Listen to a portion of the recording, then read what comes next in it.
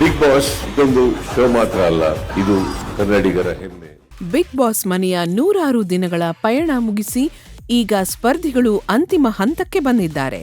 ಎಲ್ಲರಿಗೂ ಗೆಲ್ಲುವ ಸಮಾನ ಅವಕಾಶವಿದೆ.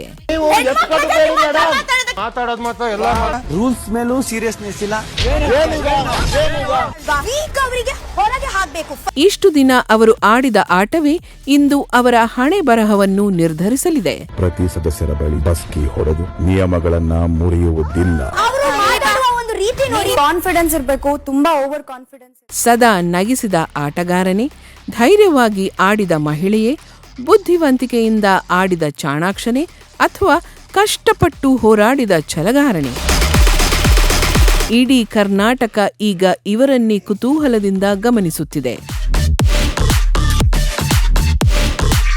ಗೆಲುವಿನ ಇತಿಹಾಸ ಬರೆಯುವವರು ಯಾರು ಮತ್ತು ಯಾರ ಕನಸು ಕೈತಪ್ಪಲಿದೆ? ಬಿಗ್ ಬಾಸ್ ಕನ್ನಡ 12ರ ಟ್ರೋಫಿ ಯಾರ ಪಾಲಾಗಲಿದೆ? ಈ ಸೀಸನ್ ನನ್ನ ಮಗನ್ ಬೇರೆ.